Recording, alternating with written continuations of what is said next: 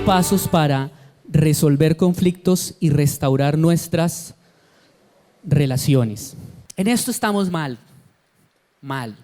muy mal. No sabemos solucionar conflictos, no sabemos. ¿Saben por qué? Los papás estamos rajados, los que somos docentes rajados en el tema. ¿Saben por qué? Este que está ahí es el mapa de guerras en el mundo. Ese que está ahí, del 2017, actualizado al 2017. Si usted se fija, Venezuela actualmente está en una guerra civil grande. Sí saben, ¿no? Todos saben. ¿Cómo está la situación de Venezuela? Terrible. Y no figura ahí. Porque para tener el privilegio de estar ahí hay que contar miles de muertos. Y Venezuela todavía no factura miles de muertos para tener el privilegio de estar ahí. O sea que los países que están ahí están viviendo conflictos donde la cantidad de muertos es altísima. Nosotros estamos ahí porque llevamos una guerra de más de 50 años. ¿Ok? Hay por lo menos unas 8 guerras que tienen al mundo en vilo en este momento. Fuertes, fuertes. Esta semana, en un hecho sin precedentes, Estados Unidos envió, si no estoy mal, 59 misiles o detonó 59 misiles en una base aérea de Siria, en un hecho sin precedentes, en una decisión unilateral por parte del presidente Trump. ¿Por qué? Porque esta misma semana en Siria hubo un atentado con un arma química que mató 65 personas, perdón, no recuerdo cuántas personas, pero varias decenas de personas, entre ellas niños. Y resulta que Siria lleva en los últimos 4 años 65 ataques con armas químicas. En uno solo de esos ataques murieron 740 personas. Y el problema de las armas químicas es que es un arma se me olvidó el nombre, de destrucción masiva. Las armas químicas son armas de destrucción masiva. ¿Qué significa eso? Que las armas químicas pueden destruir una ciudad completa fácilmente. Y hace unos años, más o menos como en los 90, todos los países se pusieron de acuerdo y dijeron: por más que estemos en el conflicto más grande del planeta entre país y país, renunciamos a usar armas de destrucción masiva. Nos vamos a pelear con bombazos, granadas, lo que quiera, pero no vamos a usar armas de destrucción masiva. Y como Siria las está usando, entonces en represalia Estados Unidos bombardeó una base aérea de donde se sospecha partió ese ataque. ¿Y saben quién es el principal sospechoso de los ataques con armas químicas en Siria? El presidente de Siria. El presidente de Siria no se ha podido poner de acuerdo con la oposición, así como Maduro no se ha podido poner de acuerdo con la oposición, ni Santos se ha podido poner de acuerdo con la oposición, y el conflicto se le salió de las manos. Y hoy en los que estaban allá es uno de los países más oscuros, porque eres uno de los países que más aporta muertos a la guerra. Nos está saliendo carísimo no saber solucionar conflictos. Y para acabar de completar, una pelea entre Estados Unidos y Siria es como una pelea entre un hombre con un revólver y el otro con un cortaúñas. El hombre del revólver es Estados Unidos y el de cortaúñas es Siria. Ahí no hay pelea. Pero resulta que el principal aliado de Siria es Rusia. Y Rusia es una potencia militar mundialmente. Y actualmente hay una tensión entre Rusia y Estados Unidos, y como dice ese editorial de la revista Semana de ayer, si no estoy mal, que esa tensión entre Rusia y Estados Unidos está poniendo en vilo al mundo entero y nos están poniendo en riesgo a todos. Nos está costando muchísimo no saber solucionar conflictos. Y en Colombia, ¿sabían que hoy 9 de abril se celebra el día en el que recordamos a las víctimas del conflicto armado? Hoy, 9 de abril, se celebra ese día. ¿Saben? No es una coincidencia que hoy estemos celebrando ese día, ni que estemos hablando de esto, ni que tú estés hoy aquí en esta mañana. ¿Ok? Algunos datos dicen que más o menos más de 8 millones de personas han salido afectadas por el conflicto armado en Colombia en los últimos 50 años. ¿Saben? Y lo que les he dicho hasta aquí es muertos. Es decir, el estado extremo en la forma en la que usted soluciona un conflicto, muertos. ¿Y qué me dicen de esto? De la epidemia de violencia intrafamiliar que hay en Colombia, como lo dice la revista Semana. Aquí hay una violencia intrafamiliar desbordada, porque las familias no saben cómo resolver sus problemas. Y yo creo, y escúcheme esto, yo creo con todo mi corazón que la raíz de todos los problemas que hemos hablado de aquí en adelante están aquí. Empiezan aquí. Y si empiezan aquí, aquí es donde está la solución.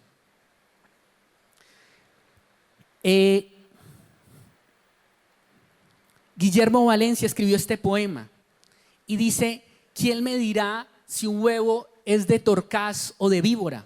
El hombre como el huevo, el nido de dolor será serpiente y el nido de piedad será paloma. Eso es lo que está pasando. ¿Saben quiénes son nuestros dirigentes? Los dirigentes mundiales. Víboras criadas en nidos de dolor. Perdónenme que use esta expresión. Pero son personas que les enseñaron a ser exitosos en la vida, a estudiar en las mejores universidades, a alcanzar los éxitos académicos más grandes y profesionales más grandes, pero no les enseñaron a cómo solucionar los conflictos civilizadamente. Me encanta la psicóloga del colegio donde tengo mi hijo, que se llama Beth Shalom. Ella nos dijo alguna vez: si su hijo sabe dónde está Plutón, pero no sabe cómo resolver un conflicto, está perdiendo el tiempo en el colegio. Y de eso se trata. Porque no nos enseñan a solucionar conflictos. Y eso es lo que yo quiero que aprendamos hoy, a solucionar conflictos. Porque ¿cuál es la solución para este problema mundial? Tú eres la solución. Yo soy la solución. Nosotros necesitamos crear una generación de pacificadores en este planeta. De personas que le aporten hijos a esta sociedad, que sepan arreglar los conflictos y que sean excelentes académicamente, que escalen posiciones, que lleguen a ser gobernantes de este país, pero que sepan solucionar los conflictos de manera civilizada. Y eso es lo que queremos aprender hoy. Y yo quiero pedirles un favor hoy, bien especial, y es que le quiero pedir que tome apuntes. Nunca había hecho esto, pero le quiero pedir que tome apuntes. ¿Saben por qué? Porque yo creo que Dios te necesita. Si tú estás aquí es porque Dios te necesita. Tú necesitas ser un pacificador. Te van a entregar una hojita para que tú tomes apuntes y un lápiz si lo necesitas, ¿ok? Para que puedas tomar apuntes. ¿Cuánto nos cuesta no resolver conflictos? Creo que ya lo tenemos claro. Nos está saliendo carísimo no aprender a resolver conflictos. Muy, muy caro, ¿ok? Pero quiero decirle 3 cosas que a usted que no es presidente de Rusia ni presidente de Estados Unidos, sino que usted, que es parte de una familia y que anhela tener una buena relación con su familia, le voy a decir 3 cosas que a usted le cuesta el no aprender a resolver conflictos. O que cada vez que usted no es capaz de resolver un conflicto, 3 facturitas se le pasan a usted siempre. La primera es que cuando tú no eres capaz de resolver conflictos y estás en un conflicto, eso afecta tu relación con Dios. Tú no puedes estar peleando con tu esposa o peleando con tu hijo y venir y alabar a Dios y orar tranquilamente. No puedes, no puedes. La Biblia dice en 1 de Pedro 3:7, dice: de igual manera, ustedes esposos sean comprensivos en su vida conyugal, tratando cada uno a su esposa con respeto, ya que como mujer es más delicada, así nada estorbará las oraciones de ustedes. Carlos, usted me está diciendo que si yo le estoy pidiendo a Dios que me ayude en mi empresa porque está mal, o porque no consigo trabajo, lo que debo hacer es reconciliarme primero con mi esposa para que Dios escuche mi oración. Sí, Sí. Yo eso lo he visto una y otra vez. Con mi esposa trabajamos en consejería matrimonial desde hace un par de años y yo he tenido que hablar con muchos hombres que su problema es que no es capaz de solucionar un problema con su esposa, no es capaz de encarar esa situación y solucionarla. Y eso ha generado que esté en quiebra, que no consiga trabajo. ¿Okay? 2, no nos deja ser felices. Nada puede bloquear tanto nuestra felicidad, como ya les dije, como estar en conflicto con nuestra mamá, con nuestro hijo, con nuestro hermano. Nada puede atentar tanto contra eso como eso. Y finalmente, me aísla emocionalmente. El aislarnos emocionalmente es cuando tú no eres capaz de conectarte, por ejemplo, con tu hijo o con tu esposa. En los años que llevamos de consejería, nosotros hemos visto que el comienzo del fin es la falta de intimidad emocional. Es decir, cuando tenemos peleas y peleitas y peleitas y esas peleitas nos van alejando, sutilmente nos vamos distanciando emocionalmente. Ya no somos uno, estamos distanciados. Y ese es el comienzo del fin, la pérdida de la intimidad emocional. ¿Cómo sabes que no tienes intimidad emocional? Cuando tienes que medir tus palabras para hablar con tu cónyuge. Eso es una advertencia. No tienes intimidad emocional, no eres libre de ser quien eres. Cuando tienes que medir tus palabras para hablar con tu hijo o tu mamá, y eso afecta tremendamente nuestra felicidad, nuestra paz, y como les dije, puede ser el comienzo del fin. ¿Ok? Bien. Entonces vamos a hablar de 5 pasos para la solución de conflictos y para restaurar relaciones. Yo revisé varias fuentes, de hecho muchas coinciden en los pasos, algunas dan 7, bueno, en definitiva no son iguales, pero la principal fuente por la cual me guié para compilar estos pasos fue una enseñanza del pastor Rick Warren en el 2014 que traducida al español diría aprendiendo cómo resolver conflictos y restaurar relaciones. ¿Ok? Y vamos a comenzar. El primer paso es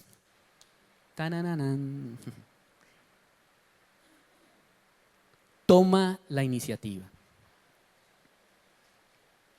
El primer paso es toma la iniciativa. Quiero decirles que los conflictos no se resuelven por accidente. No. Los conflictos se resuelven cuando una de las partes decide solucionarlo. Una de las dos partes tiene que tomar la iniciativa y decidir solucionarlo. ¿Ok? La sabiduría popular dice que el tiempo lo cura todo, y yo creo que eso no es cierto. Uno podría decir, el tiempo lo cura, yo diría algunas cosas o muy pocas cosas, pero definitivamente en los conflictos el tiempo no cura nada. Algunas cosas, en algunos casos, puede empeorar las cosas. El tiempo puede llegar a empeorar las cosas. La única forma de resolver los conflictos es enfrentándolos de forma sabia. De forma sabia. Mira lo que dice este verso. Dice, por lo tanto, si presentas una ofrenda en el altar del templo y de pronto recuerdas que alguien tiene algo contra ti, deja la ofrenda allí en el altar, anda y reconcíliate con esa persona y luego ven y presenta tu ofrenda a Dios. Ayer estábamos en nuestro grupo pequeño, en nuestro grupo de vida. Nosotros tenemos aquí grupos pequeños y mi grupo específicamente es de parejas y estábamos con ellos y hablábamos acerca de cómo acercarnos a la Biblia. Y una forma de acercarnos a la Biblia es haciéndole preguntas. La Biblia no es para leerla de corrido, como si fuera el periódico. La Biblia es para meditarla, para leerla despacio y para reflexionar acerca de lo que dice. Y una forma excelente de reflexionar es haciéndole preguntas. Y una pregunta o dos preguntas muy buenas para hacerle a los pasajes es, ¿qué significó esto para el tiempo en el que se escribió? O sea, ¿qué significaba esto en el tiempo que se escribió? Y después tratar de responder la pregunta, ¿qué significa para nosotros ahora? ¿Eso qué significa para nosotros ahora? El llevar una ofrenda al altar en ese tiempo era un acto de dos cosas, de obediencia y de adoración. De obediencia y adoración. Y hay algo que en la Biblia es muy claro, y es que para Dios estas dos cosas son extremadamente importantes. Dios espera de nosotros lo mismo, obediencia y adoración. Obediencia es que salgamos de aquí y apliquemos lo que aprendimos. Y adoración es que, por ejemplo, yo en la mañana yo le diga, Dios, yo te doy las gracias por todas las cosas que tú me has dado. O aquí en medio de una canción tú le digas con corazón sincero, Dios, yo te agradezco por todas las cosas que tú me has dado. Te doy gracias, te amo. Eso es bien importante. Y la adoración es un aspecto, yo diría, como no negociable de Dios, fundamental, ¿cierto? Pero este pasaje dice que para Dios es más importante que te reconcilies con alguien que la adoración. Y eso es muy diciente, muy diciente. ¿Cómo así, Carlos? ¿Usted me está diciendo que es más importante que yo arregle un problema con mi esposa que venga a la iglesia? Sí. ¿Es más importante que yo trate de arreglar un problema con mi hijo que venga a la iglesia? Sí. Eso es lo que te estoy diciendo. Eso es lo que dice ese pasaje. Reconciliarte es un aspecto fundamental para Dios. ¿Y saben por qué? Porque Dios sabe cuánto nos cuesta no reconciliarnos. Tiene un precio muy alto. ¿Okay? Ahora, ¿cómo hago yo para tomar la iniciativa? Tomar la iniciativa es un acto de pedirle sabiduría a Dios. Yo les dije algo. La respuesta a la pregunta de cómo tener buenas relaciones no está en la academia, no está en la ciencia, porque la ciencia no la puede responder. Porque se necesita ser sabio, y no solo ser sabio. ¿De dónde vas a sacar el coraje, la valentía, la fuerza que necesitas para poder ir y reconciliar una relación? ¿De dónde lo sacas? Necesitas de Dios. Para poder reconciliar una relación necesitas de Dios. ¿Ok? La Biblia dice, pues Dios según su bondadosa determinación es quien hace nacer en ustedes los buenos deseos y quien los ayuda a llevarlos a cabo. ¿Ok? A veces tenemos que ser honestos. A veces lo último que queremos hacer es solucionar el problema. Lo último. Un día iba saliendo de mi casa por la mañana, estábamos ahí desayunando y terminamos agarrados con Marjorie, con mi esposa. Y no había tiempo de discutir porque yo tenía que irme para la universidad. Me subí en el carro volando. Estaba muy rabioso con Marjorie, demasiado rabioso. Me parecía que estaba mal, que había actuado mal. Y me fui en el carro lleno de rabia. Y no soy capaz de trabajar así, me cuesta, no soy capaz. Llegué, me parqué el carro y me acordé de esto. Y yo le dije, Dios, yo sinceramente no tengo ni 5 de ganas de solucionar este problema. Lo único que tengo ganas es de llamarla y decirle que todavía estoy bravo.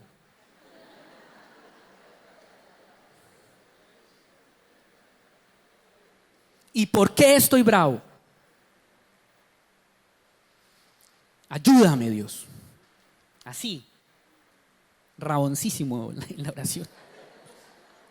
Y yo recuerdo, esa oración hizo la diferencia. Yo recuerdo que yo sentí en mi corazón que Dios me dijo, desquítate contra un teclado. Desquítate contra un teclado. Entonces yo después, escríbele, no la llames, sino escríbele todo eso que estás bravo, ve y le escribes. Fui, iba para la escuela de matemáticas, le pregunté a la chica, oye, no tenía computador, un computador con internet. Profe, aquí al lado, ahí son viejitos, pero tienen internet. Entonces me metí ahí, abrí el computador, y era un teclado viejo. Eso había que hacerle duro a las teclas, estaba perfecto. Era el que Dios tenía para mí, pues, para desquitarme, ¿no? Entonces empecé a escribir con toda la rabia del mundo, es que usted por qué no hizo esto y por qué no tuvo en cuenta nada. Y terminé de escribir, ¿no? Y lo leí. Entonces yo dije, no, pero esto está como boleta, voy a quitarle esto. Entonces le cambié esto, le cambié esto, le cambié esto. para no alargar la historia, al final terminé cambiando todo el mensaje y me di cuenta que la mayor parte de ese problema, de esa discusión, la había causado yo. Y me olvidé de lo que ella había hecho y me centré en lo que yo había hecho mal y le pedí perdón. Y eso provocó un mensaje de vuelta en el mismo tono y nos pudimos reconciliar. ¿Qué hizo la diferencia? 2 minutos ahí en el carro antes de bajarme, decirle: Dios, ayúdame, porque no tengo ganas de solucionar este problema.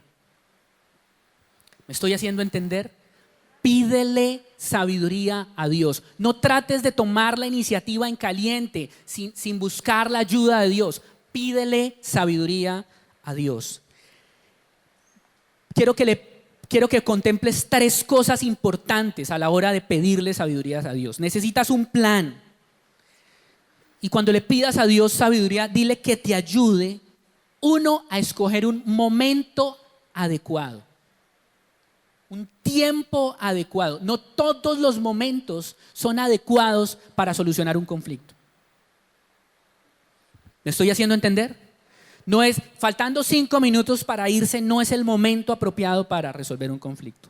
Yo despacho todos los días a mi hijo en la mañana temprano. Él se levanta a las 5:30 de la mañana y tiene que desayunar, bañarse e irse para el colegio, ¿cierto? Entonces tenemos como 45 minutos para hacer todo eso y él obviamente se levanta con sueño y a veces su actitud no es la mejor. Y a mí me desespera porque si lo llega a dejar la ruta, pues terrible. Y también recuerdo que una vez la psicóloga del colegio nos dijo: si tiene algo que decirle a su hijo, no se lo diga antes de irse para el colegio. No lo mande bloqueado, o sea, aprenda a callar. Entonces yo todas las mañanas practico. Pipe, Dios lo bendiga. que le vaya bien. Porque me callo, ¿no? Y ya después cuando llega le hablo acerca de su actitud en la mañana. No todo momento es apropiado para solucionar un conflicto. Segundo, no todo lugar es apropiado para solucionar un conflicto. No todo lugar es apropiado para solucionar un conflicto. La casa de tu mamá, si estás casado, quizás no es el mejor lugar para solucionar un conflicto. Aquí no hay fórmulas. Por eso necesitas que el Espíritu Santo te ilumine, porque no hay una fórmula. Yo no te puedo decir, mira, los lugares apropiados son este. No. Lo que puede ser apropiado para mí no puede ser apropiado para ti. A mí a veces me funciona Juan Valdés para solucionar un conflicto. Así cuando nos vean con Marjorie sentados ahí en Juan Valdés, no se nos acerquen porque de pronto estamos solucionando un conflicto, ¿no? Y a veces casi que a veces hay semanas donde vamos varias veces a Juan Valdés. Bien. Y finalmente necesitas pedirle a Dios que te dé la actitud apropiada. Y aquí sí que necesitas de Dios. Porque necesitas que Dios toque tu corazón, que Dios cambie tu corazón. Que cuando estés desquitándote contra el teclado, Dios vaya cambiando tu corazón. Y eso solo lo puede hacer Dios. Pídele a Dios que te dé la actitud apropiada. ¿Ok? Bien. Primer paso, ¿cuál es? Toma la iniciativa. Y en términos prácticos, ¿qué es tomar la iniciativa? La iniciativa se toma yendo a pedirle sabiduría a Dios para tomar la iniciativa. Segundo paso. El plan hace parte de toma la iniciativa. El segundo paso, repito, el primer paso es toma la iniciativa. Y cuando estás tomando la iniciativa debes hacer un plan, ¿cierto? Y para construir ese plan necesitas pedirle sabiduría a Dios en 3 cosas.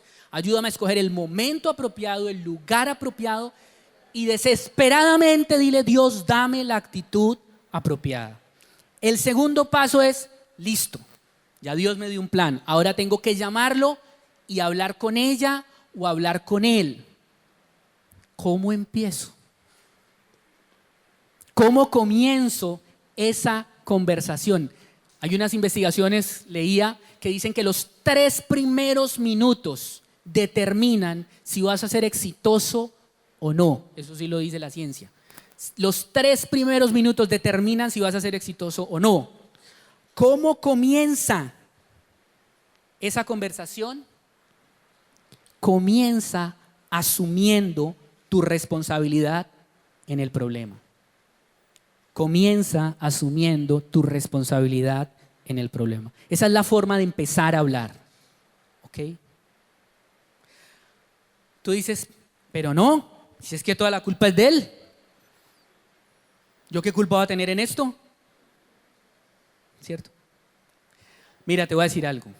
Todos tenemos puntos ciegos. Hay cosas que no vemos. Está bien, vamos a aceptar que él tiene el 99.999% de la culpa y tú tienes el 0.0001% de la culpa. Empieza diciendo ese 0.001%. ¿Ok? Mira lo que dice este pasaje. ¿Por qué te fijas en lo malo que hacen los otros y no te das cuenta de las muchas cosas malas que haces tú? Es como si te fijaras en el ojo, que en el ojo del otro hay una basurita y no te dieras cuenta que en tu ojo hay una rama. Cuando tú le estés pidiendo sabiduría a Dios, dile, Señor, muéstrame cuál es mi parte aquí, cuál es mi problema aquí. Esposa, puede que tu esposo tenga toda la culpa de lo que está pasando, pero tú puedes por lo menos empezar reconociendo que ha sido cantaletosa, por ejemplo.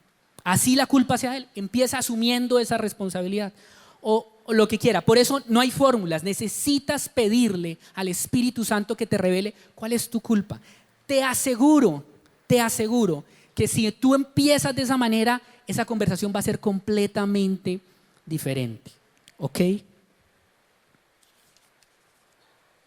¿Saben? ¿Saben qué rompe cualquier conflicto? La humildad. La mayoría de los problemas en medio de nuestros conflictos es la falta de humildad. Hay un orgullo tremendo. Queremos ganar, queremos tener la razón, pero necesitamos aprender a desarrollar la humildad si queremos aprender a ser humildes. ¿Ok? Muy bien, vamos para el paso 3. Déjenme resumirle. Paso 1, toma la iniciativa. Y toma la iniciativa en términos prácticos es pídele sabiduría a Dios para saber cómo empezar.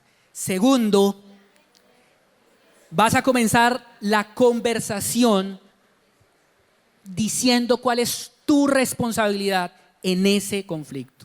¿Cuál es tu culpa en ese conflicto? Eso va a hacer que va a desarmar literalmente a la otra persona. Una vez hayas dicho eso, ya dijiste cuál era tu culpa, cuál era tu responsabilidad, es el tiempo de que la otra persona hable. ¿Ok? Es el tiempo de que la otra persona hable. Enfócate en escuchar. Y aquí sí que necesitamos la ayuda de Dios. Porque nosotros no sabemos escuchar. Tenemos una dificultad grande para escuchar. La Biblia dice, todos deben estar siempre dispuestos a escuchar a los demás. Todos deben estar siempre dispuestos a escuchar a los demás, pero no dispuestos a enojarse y a hablar mucho. Tú no puedes llegar allá queriendo que te escuchen, esa no puede ser tu prioridad. Tu prioridad tiene que ser, ese tercer paso tu prioridad debe ser escuchar. ¿Y cómo así que escuchar? ¿Cómo así que escuchar? Cada uno debe velar no solo, dice Filipenses 2:4, cada uno debe velar no solo por sus propios intereses, sino también por los intereses de los demás. ¿Saben? Nosotros tenemos que afinar el oído y aprender a escuchar el oído para tratar de entender qué es lo que hay detrás de las palabras. Detrás de las palabras. Yo Yo me casé con una mujer que es completamente diferente a mí.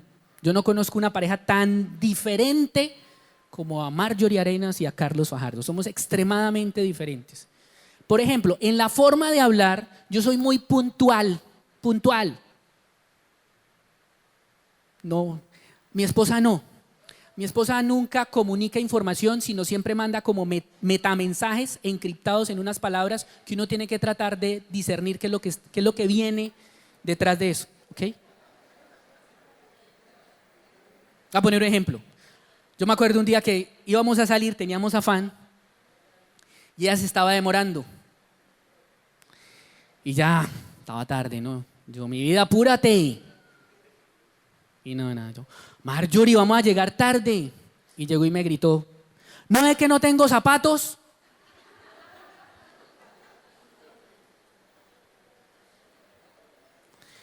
Y yo recuerdo que días después, les cuento la historia, días después yo había comprado unos zapateros para ordenar zapatos, ¿no? Para poner zapatos, ¿no? Y yo encontré yo tengo 3 pares de zapatos. Los elegantes, los que uso para ir a trabajar, que son estos, y unos tenis, no tengo más. ¿Cierto? Entonces me encontré mis 3 pares de zapatos debajo de los zapateros. O sea, y volteé a mirar y todos los zapateros estaban llenos. ¿Ok? Cuando mi esposa dijo, no es que no tengo zapatos. Cuando uno dice no tengo zapatos es porque literalmente los de trabajar se rompieron o algo pasó. Pero cuando dice no tengo zapatos, ¿qué significa eso?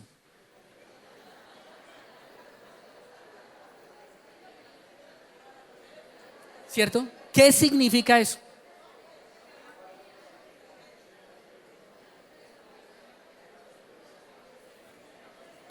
Hace poco me hicieron una fotomulta, ¿no? Hace poco me hicieron una fotomulta. Y no, y a Marjorie le dio una rabia terrible porque entre otras cosas me había advertido. Imagínese eso. Váyase a pie. Y no, yo voy rápido, dejo el carrito ahí, entro y de salida. Y por no hacer caso, me hicieron la fotomulta, ¿no? Y ella, uy, qué fotomulta tan cara. Entonces, y llega y me dice, es que mi esposa todo lo cuenta en pares de zapatos, ¿no? Dice, con esa fotomulta me hubiera comprado como 4 pares de zapatos.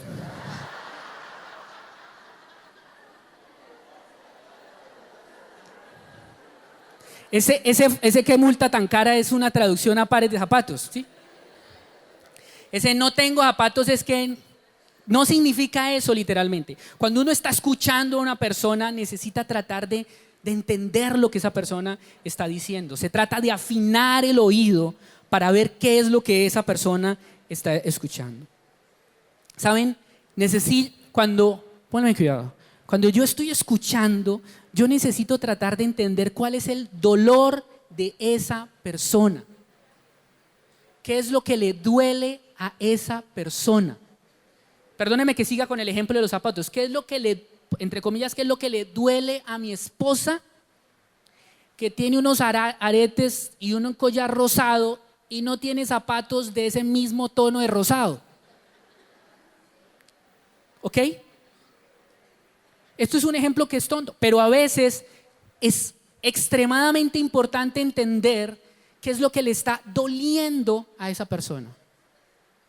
¿Qué le duele a esa persona? A veces tú le puedes preguntar a una mujer, ¿estás bien? Sí, yo muchas veces lo hacía. ¿Estás bien? Sí, ¿qué tienes? Nada. Y yo, bueno. Y me iba. Y uno con el tiempo entendí que nada era la peor respuesta que uno puede recibir de una mujer cuando uno le pregunta qué tiene, es que le diga nada. Nada significa, Juan Carlos sabe, tengo todo. ¿Ok? Tengo todo. Se trata de entender el corazón de la otra persona, de velar por los intereses de la otra persona. ¿Ok? Y para eso sí que necesitamos de Dios. Para eso sí que necesitamos de Dios. ¿Ok? Quiero darte 3 claves para escuchar. Quiero darte 3 claves para escuchar.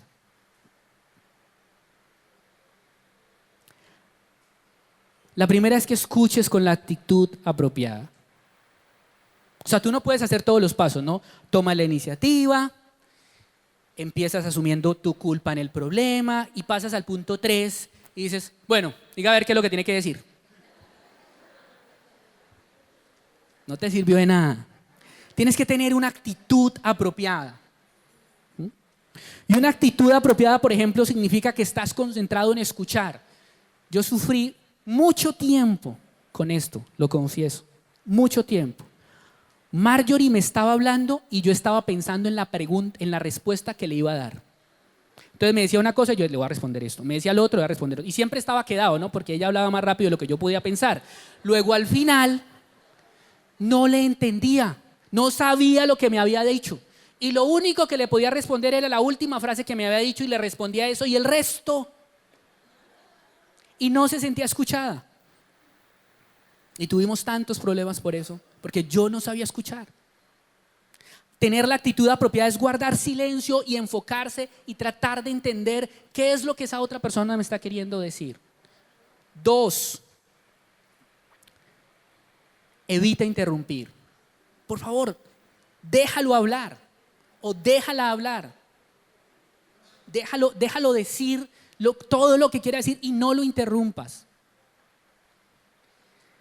Hay algo que, como nosotros somos tan diferentes, ¿cierto? Con Marjorie, tuvimos que aprender una estrategia para... mire, seguro, Marjorie me decía algo y yo entendía algo completamente diferente. Yo le decía algo y ella entendía algo completamente diferente. Ella ve el mundo como con unas gafas rosadas y todo lo ve rosado, y yo veo el mundo con unas gafas azules y todo lo veo azul, y es como si habláramos literalmente, como dice el libro, como si fuéramos de dos planetas diferentes. Entonces aprendimos un principio sencillo y es el principio de la réplica. Entonces, cuando tú estás escuchando, tú no sabes lo significativo que puede ser esto. Tú lo que me estás queriendo decir es que no tienes unos zapatos que te combinen con los aretes. Tú lo que me estás queriendo decir es que te dolió mi actitud de esta mañana. Tú lo que me estás queriendo decir es que resúmele. Y de hecho aseguras que tú realmente estás comprendiendo lo que la otra persona te está diciendo. Y si te comprometes a resumir, entonces yo, claro, cuando aprendimos el principio ya sabía que no me tenía que enfocar en la respuesta, sino en tratar de hacer un buen resumen de lo que ella estaba diciendo. El principio de la réplica. Inclúyelo en tus conversaciones. Simplemente le resumes. Cuando ella habla, tú le dices, espérame un momentico, ¿lo que me estás queriendo decir es esto? Eso puede cambiar literalmente la forma en la que usted dialoga con su esposa, con sus hijos, con su suegra, bueno, con todo el mundo. Bien. Vamos resumiendo. Primero, toma la iniciativa, que en términos prácticos es busca la sabiduría de Dios. 2, inicia la conversación asumiendo tu responsabilidad en el asunto. Número 3, enfócate en escuchar. La número 4 es, ahora sí vas a poder hablar. Aquí es donde vas a poder hablar, ¿ok? Y aquí es donde necesitas ser bien sabio, cada vez necesitamos más de Dios. El 4 punto es, di la verdad con amor. Di la verdad con amor. La Biblia dice en Proverbios 12:18, hay quienes hieren con sus palabras, pero hablan los sabios y dan el alivio. Hay quienes hieren con sus palabras, pero hablan los sabios y dan el alivio. La psicología nos ha enseñado hace años, que debemos aprender a atacar el problema y no a la persona. Aprender a atacar el problema. El problema es que no tenemos suficientes ingresos. Ese es el problema. Hablemos de eso. Estamos atravesando una crisis económica. Ese es nuestro problema. El problema no es tu esposo, no es tu esposa, no es tu hijo, no es tu mamá. Ese es el problema. Efesios 4:29 dice que todo lo que digan sea bueno y útil a fin de que sus palabras resulten en estímulo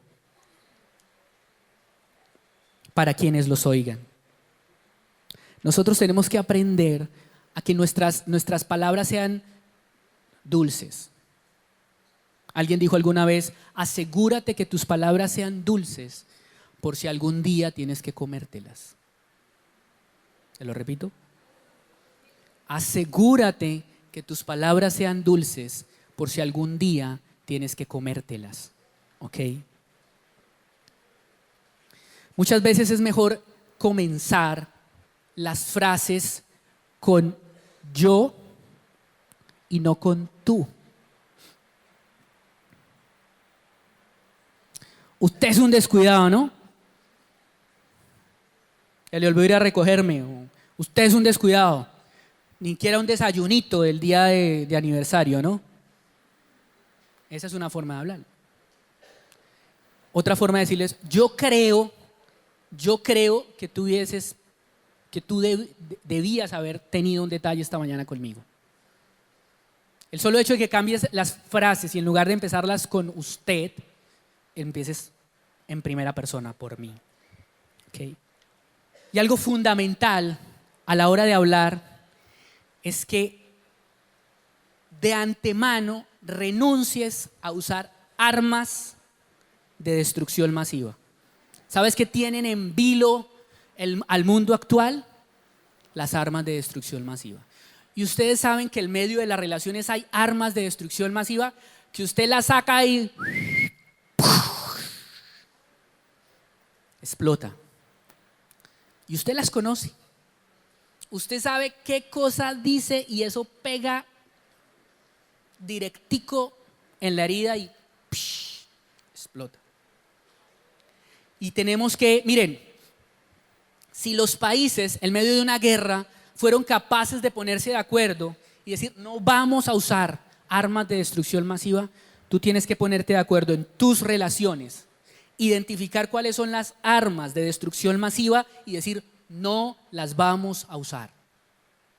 Y esas armas de destrucción masiva las conoce usted y su hijo, usted y su mamá, usted y su esposa, usted y su esposo, las conoce usted. Voy a decirle algunas que generalmente son comunes a la mayoría de todas las relaciones. ¿Ok? La primera arma de destrucción masiva es la comparación. Nunca compare a su esposa, a su esposo, a sus hijos, ni a ninguna persona con nadie. Eso no soluciona nada. Usted está en medio de una relación, de una discusión, arreglando un problema, y usted dice, igualito a su mamá. ¿Usted cree que eso arregla el problema? ¿Usted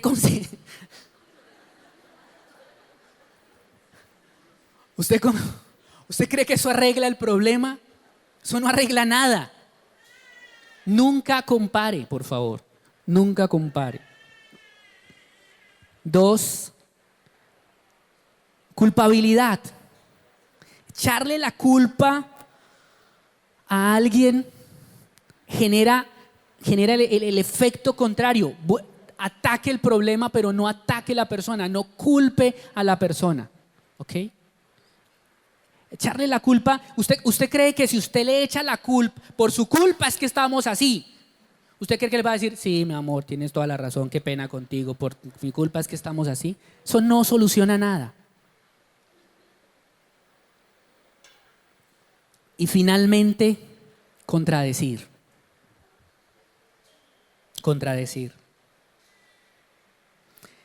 William James dijo, la sabiduría es el arte de saber lo que hay que pasar por alto. Escúchenme esto. En medio de sus discusiones hay cosas que simplemente las debes pasar por alto. No las trates de solucionar, pásalas por alto. No necesitas solucionarlas. ¿Ok? Y esa es la número 4. Vamos a repasar. Primero, toma la iniciativa, que en términos prácticos es busca la sabiduría de Dios. 2, empieza reconociendo cuál es tu responsabilidad en el problema. 3, Enfócate en escuchar el corazón de la otra persona, en tratar de entender lo que a la otra persona le está doliendo, lo que la otra persona realmente quiere decir. Y 4, di la verdad con amor. Di la verdad con amor. El punto 5 es, enfócate en la reconciliación. Enfócate en la reconciliación. ¿Cómo así? No te enfoques en resolver el problema. Quizás el problema no tiene solución. Quizás el problema no lo puede resolver. Pero el hecho de que no estén de acuerdo en algo no significa que no puedas estar reconciliado. ¿Saben? Yo he estudiado este tema no por desparche, porque lo he necesitado. Recién me casé con mi esposa, tuvimos una dificultad en la que no logramos ponernos de acuerdo. No logramos ponernos de acuerdo. Y tuvimos que aprender a convivir sin estar de acuerdo en eso. A estar reconciliados sin estar de acuerdo, sin solucionar el problema.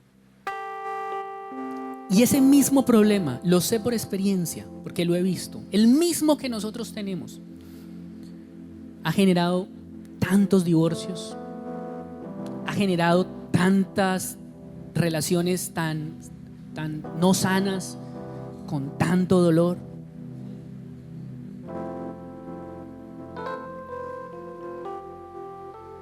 Yo este año voy a cumplir 12 años de casado.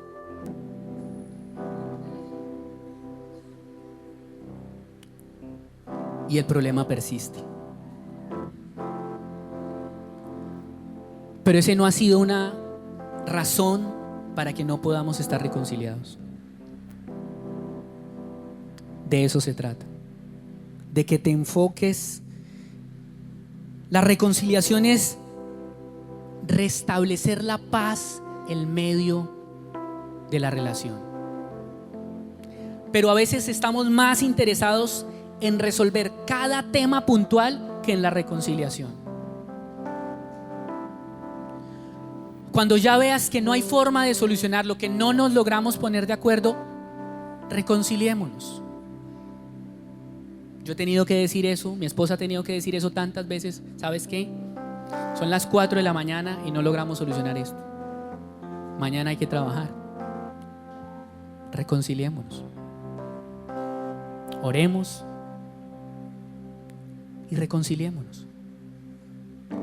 De eso se trata. Se trata de poder estar en unidad, así no haya uniformidad. De eso se trata. ¿Saben? La Biblia dice, dichosos los que trabajan por la paz, porque serán llamados hijos de Dios. ¿Saben? Yo siento que el mundo actual tiene un clamor general porque hayan pacificadores en medio de nosotros. El mundo está lleno de personas que lo que tienen en su corazón es ganas de guerra, ganas de discutir, o que por lo menos no tienen la habilidad para sembrar paz en medio de las familias, en medio de las instituciones. Y yo creo que si tú estás aquí en esta mañana es porque Dios te necesita. Saben, yo sentía en mi corazón eso, como que Dios decía, saben, Carlos, necesito una generación de pacificadores, de personas que vayan y siembren semillas de paz. Por eso les pedí tomar apuntes, porque no me gustaría que esto se quedara aquí. Me gustaría que esto lo llegaran a su casa, lo revisaran, quizás vieran el video otra vez que está en Facebook y repasaran este tema, y que de alguna manera ustedes hagan de este tema un tema prioritario en sus vidas.